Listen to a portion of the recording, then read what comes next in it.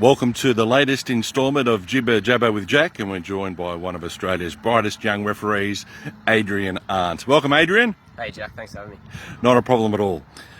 Your footballing days began right here at Gannon's Park for Lugarno FC in the under-6s in 1996. Can you recall any of those days? Yeah, it was a long time ago, just on one of the fields down here, wearing probably an oversized jersey, oversized shorts, just chasing a ball. That was a trend at the time? Yeah, exactly. I think things have changed since then. But just down here at Lugarno, and that was sort of my first involvement with football in the St George area.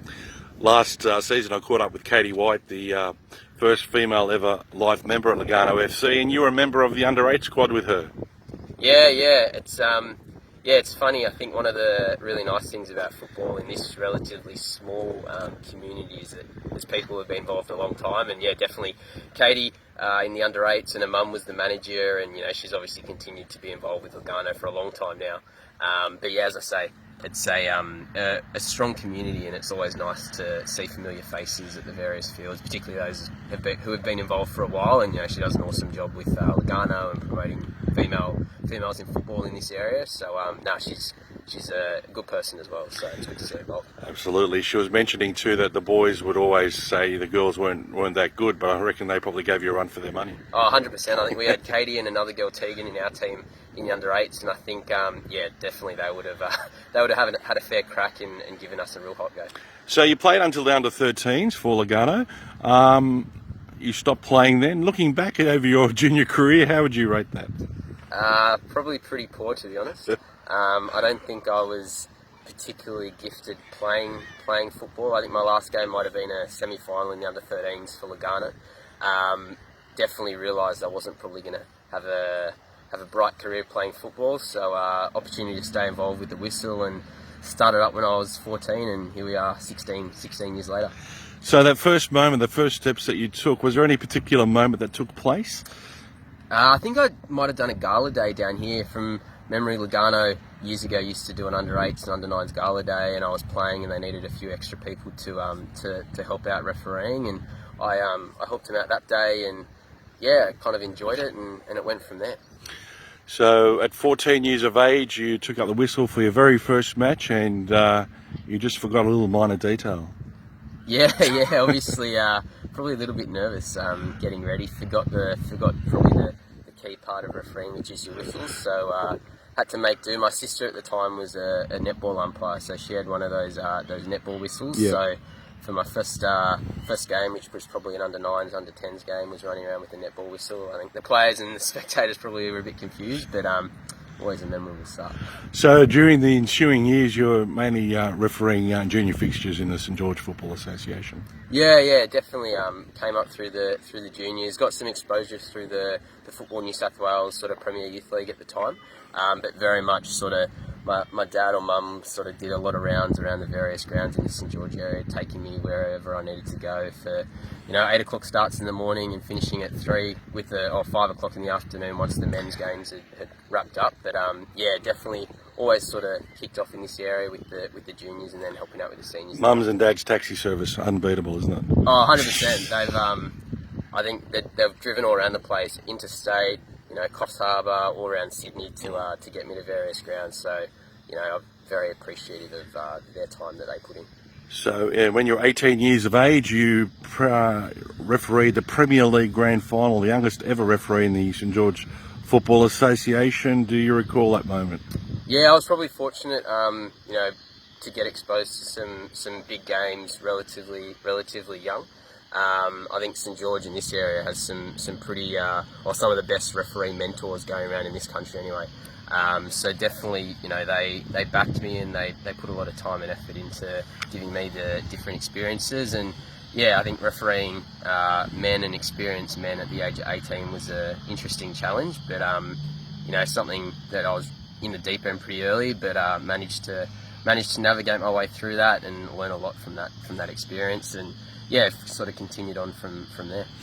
So in 2011, you're on the Football New South Wales panel of referees, and you refereed your first ever first grade NPL match between Wollongong and Sutherland. Back in 2011, was that another step up again? Yeah, definitely. I think, in that the competition at that time was pretty full on. You know, you had a lot of guys who were semi-professional, I suppose, who were either sort of played in the National League and were getting back down in the NPL, or were pushing for some of those A-League positions. So, you know, as a 21-year-old kind of coming into that environment and refereeing that competition for the first time, definitely it was a eye-opener. Again, I was probably given the opportunity before, I was probably fully ready to get into that level of competition, but I think again I was probably put in the deep end and sort of navigated my way through it. But yeah, it was a great experience and something that I suppose learned a lot from, that's helped me sort of as I've gone on into the NPL and years on from there. So you also joined the Foxtail Youth League just after that. Yeah. Again, I think that competition itself has changed a lot over the last sort of 10 years. When I first started, it was very much a reserve grade to the A-League, where you had, you know, 10 of the 11 players on the park were probably, you know, regularly involved with the first grade side. So it was a physical, intense, really strong competition. I think you know, over time that's probably turned into more of a youth development sort of competition. But definitely when I was on there at the early years, it was a really good opportunity to learn and referee some really experienced players who really tested you and put you under pressure right from the first whistle. Then you stepped it up another notch in 2014, making your Hyundai ALeague debut as a fourth official, Newcastle v Adelaide in 2014. As I said, yet again another step up. Yeah, definitely, and I think, you know, the one thing I realised pretty quickly was with all these new opportunities comes a different level of expectation, I suppose, and you know that was no different. I think that game in particular had one of the visiting referees from Japan on that game. So I think getting some exposure to referee with him, as well as obviously on the A-League, you know, the pressures that come with the TV coverage and things like that, it's definitely another step up, but again something that it was really enjoyable and a great taste. So from then on you obviously noticed, and then you were on the panel for the next 3 seasons in the A-League refereeing system. Yeah. Again, it was to be part of that national group. There's definitely a level of professionalism and expectation that comes with that. And again, I was fortunate to be around some really strong sort of coaches and mentors in New South Wales and then through FFA as well. It's definitely been a great experience and an opportunity for me to get exposure across, you know, all sorts of types of football and different players and all across the country. Definitely ambition to get back there as well. For sure, yeah. Currently you're not on the panel, but a fantastic effort in the NPL first grade grand final between Sydney United 58 and Rockdale Illendon just a few weeks ago. It was a highly intense match, very entertaining, and one that put your name back up in lights, I think. Yeah, definitely. I think this whole last sort of season's been a pretty crazy season, and that was a pretty fitting way to wrap it all up. It was a great spectacle. I think, you know, poured with rain, went 120 minutes, had some great support from the spectators, albeit a sort of condensed spectator number, but definitely they made some noise, and luckily for me, controversy free. But you know, great experience to be part of that game, and you know, as I say, definitely one that hopefully puts me in the frame for potentially some A-League exposure coming up shortly. Now, you also spent some time overseas in England in the underage games there as well, but amongst some very famous British clubs. Yeah, that was a really special experience. Football Australia does a exchange program with the UK, PGMOL, which is essentially the referee organisation over there in the UK. So I got the opportunity to go over for 4 weeks and referee in the under-23 Premier League competition, as well as sort of doing some training sessions with the Premier League referee group.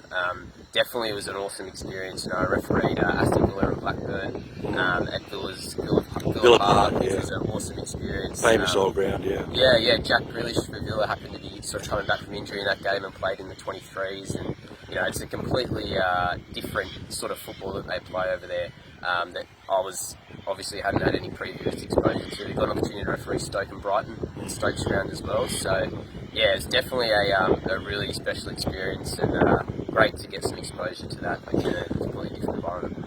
So the VAR, it's a big talking point amongst everybody in the game. It was introduced into Australia recently.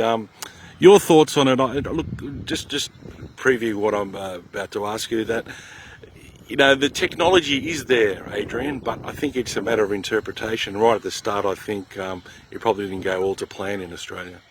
Yeah, I think, Australia is one of the, I suppose, as a country where we've adopted a lot of things earlier than the rest of the world, whether it be the VAR or, yellow or red cards for team officials and things like that. So I think as part of that, there's always going to be some sort of teething issues. I think, we see, particularly in the, your rugby league, that the video referees use very, very often, and I think it's probably a game that is well suited to that sort of style of intervention.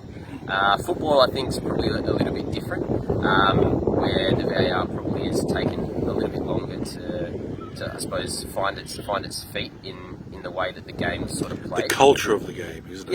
Yeah. When do you stop playing, all that kind of Yeah, exactly. And I think, the beauty of football is it's free flowing, it's end to end, but obviously the VAR can kind of stifle that at times. But I think on the flip side, there's definitely been some instances where the VAR's worked really well. I think back to the ALeague Grand Final last year, where you had a tight offside goal that the VAR obviously was able to get involved with, and the correct decision was made. So yeah, I think definitely some teething issues, but I think as we get more exposure to it and sort of fine tune both the way that the technology is implemented, but also how it's interpreted.